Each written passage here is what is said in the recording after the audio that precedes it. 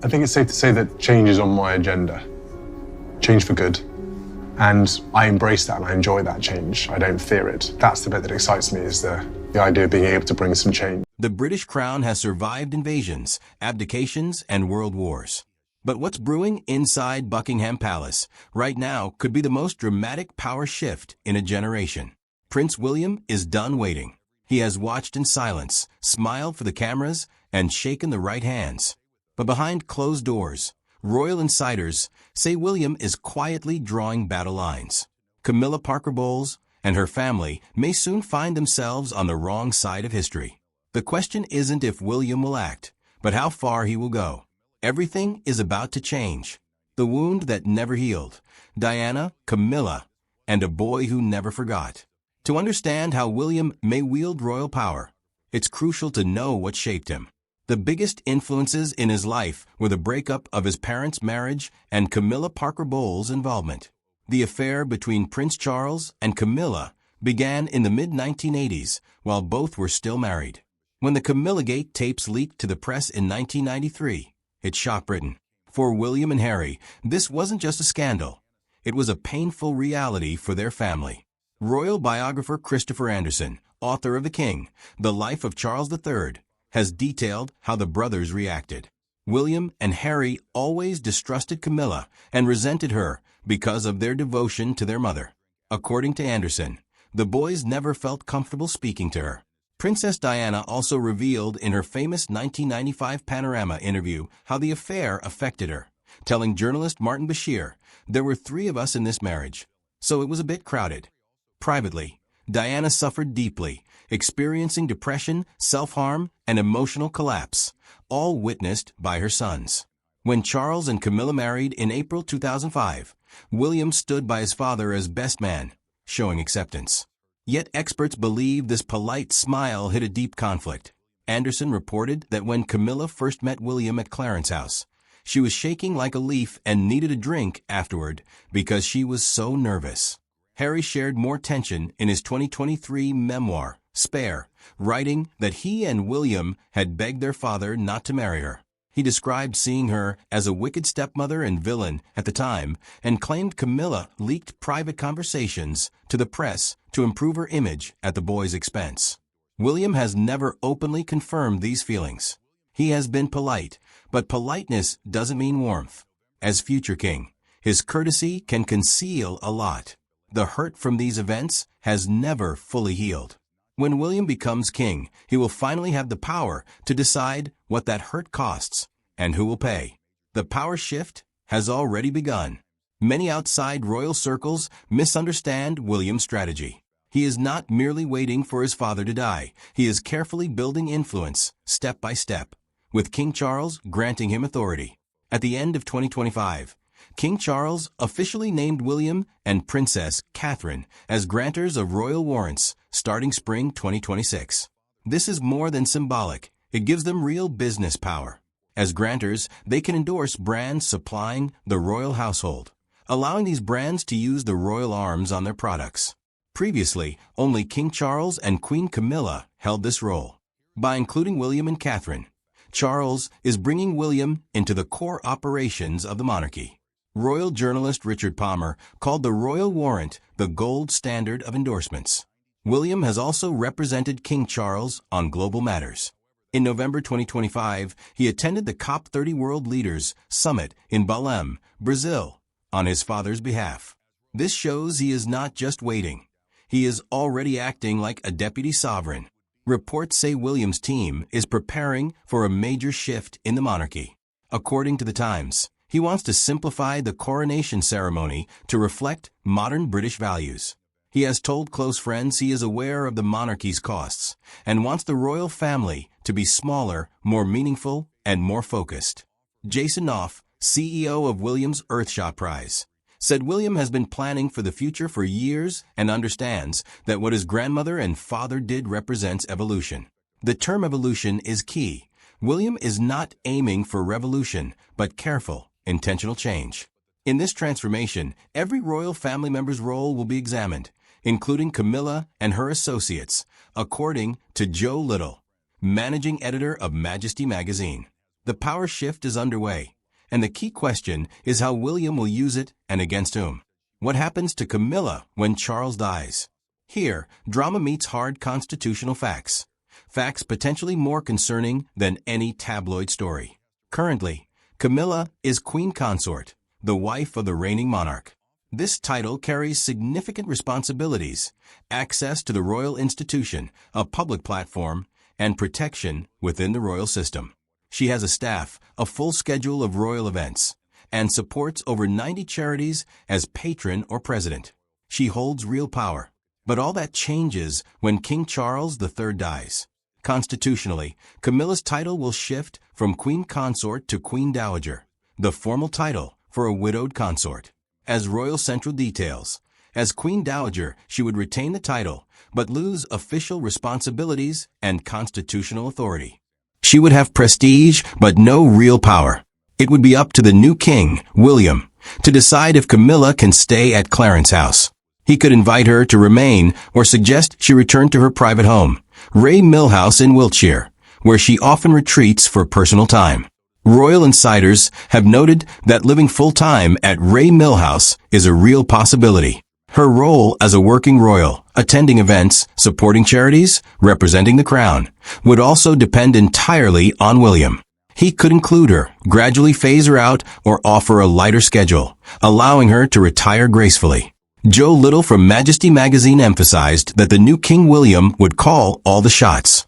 Every aspect of her public and private life would be reviewed. Though she would keep her title, the title alone wouldn't guarantee her prominence in British public life. Consider the emotional and political side. Camilla has reportedly told close friends that she loves her responsibilities and has dreamed of being queen her whole life. She does not want to give up her role. One insider said she wishes Charles could hold onto the reins as long as possible. But Charles will no longer be in charge when he passes away. Then William will take over. The reality is clear. Camilla's power comes from Charles. Once he is gone, she will rely on a man who, according to many royal experts, merely tolerates her. Camilla's family, the Parker Bowles, also factor into this. They have benefited greatly from her rise to queen. Experts suggest William may have a different view on what her family deserves from the crown. Camilla has 2 children from her first marriage to Andrew Parker Bowles, Tom Parker Bowles, and Laura Lopez. They do not hold royal titles, but their connection to the royal family brings public attention and opportunities at events. Tom is a well-known food writer, and Laura is an art gallery curator. They have attended major royal events with the king and queen. Camilla also has a sister, Annabelle Elliott, who has been a close friend and informal advisor within Camilla's household.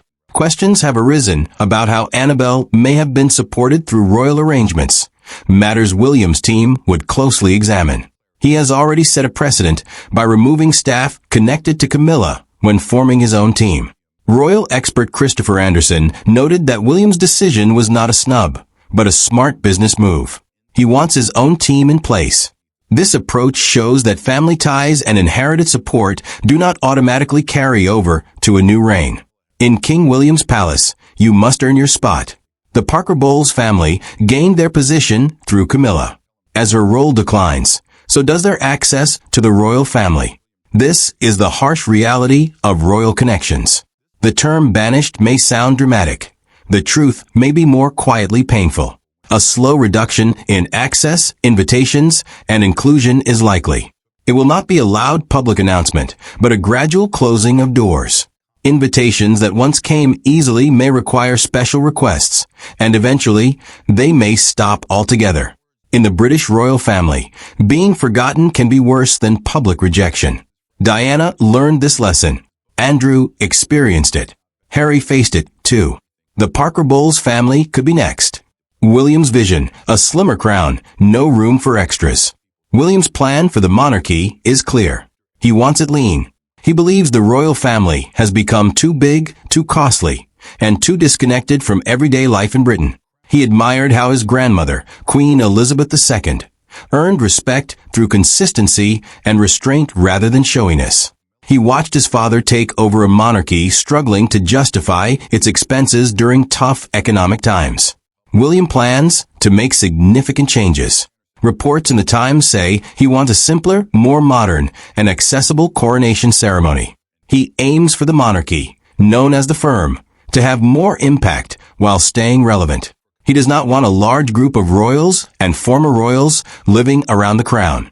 Some members have already been removed. For example, Prince Andrew lost his titles due to his links with Jeffrey Epstein and is now known as Andrew Mountbatten Windsor. Sarah Ferguson, once the Duchess of York, has also been demoted after past scandals. The message from the current reign is clear. No one is too important to be cut from the family. William is aware of these changes and learning from them. Royal correspondent Jenny Bond told the Mirror that the thought of becoming king is a lot for William and Catherine, but William does not appear overwhelmed. He seems ready. A smaller monarchy leaves no room for extended family members without an official role. There are no places for former stepchildren-in-law at state events or honorary positions for those connected to the crown solely through personal ties. Camilla's children are nice people who have led successful private lives, but they are not royals. When William becomes king, they will not hold royal status. In his vision of a focused monarchy that values impact and relevance, there is no reason to keep them involved. William's approach represents clarity, not cruelty. And in the royal family, clarity can be sharp. The tension beneath the surface is something insiders notice. The palace wants to keep attention off the strain between the future king, William, and the current Queen Camilla. Outwardly, William and Camilla act professionally. They attend events together, smile for cameras, and greet people politely. However, royal experts and insiders describe a different reality. Christopher Anderson, who knows the House of Windsor well, said William tolerates Camilla rather than respecting or loving her. He also mentioned that Camilla has always felt somewhat intimidated by William, which is surprising given her role as his stepmother and a powerful royal figure. Royal commentator Ian Peelham Turner believes Camilla feels the tension too. She reportedly sees William trying to assert influence and has asked Charles to address it. There are subtle but meaningful signs of this strain. For instance, when William reportedly did not bow to Camilla during a public event, an expected gesture given her rank. The palace offered no comment, but in this world, silence can speak volumes. A source close to Camilla's family told US Weekly that William has warmed up to her over time, and they now share a familial relationship. Yet the source stressed there's still much to overcome. These words suggest temporary peace rather than true closeness. It works for now because both sides agree that conflict benefits neither. Once Charles passes and William becomes king, everything could change. William would no longer need to maintain politeness. Kings rarely keep calm relationships with people they merely tolerate. So, what will King William actually do? Royal experts are cautious with predictions. The British monarchy operates quietly. There won't be public announcements, exile, or decrees. But reports give a clear picture. Joe Little from Majesty magazine says Camilla will keep her title as Queen Dowager per protocol. William will respect that, but every part of her public and private life will be reviewed. Her role may be reassessed and possibly reduced. Christopher Anderson notes that while Camilla may still attend some royal events, her appearances will likely be fewer and less regular. Royal Central adds that as Queen Dowager, she will have no constitutional role. Her charity work, public appearances, and living arrangements will all be reconsidered by the new king. For Camilla's family, the situation is equally clear. Their closeness to power has always come from her. If her influence wanes, so will theirs. Will they be formally cut off? No, but they may lose invitations, access to state events, and privileges within the palace. Experts agree this isn't personal. It's simply that they do not fit William's vision for the monarchy. William has spent his entire adult life preparing to be king. He has learned from past scandals and mistakes. The lessons from Camilla and her family's history are deeply personal. When he becomes king, he will do things his way. For Diana's son, this is about justice, not revenge. The British royal family has survived for 1,000 years by adapting. Each reign brings changes in rules and loyalties. William will do the same. He is already quietly and thoughtfully shaping the monarchy. It remains unclear if Camilla's family will be sidelined or formally retired. But King William will ultimately decide who belongs in his monarchy. Those whose place comes solely from Charles may find they are no longer part of what comes next. The palace drama is just beginning. Share your thoughts. Will William treat Camilla's family kindly, or is their time running out?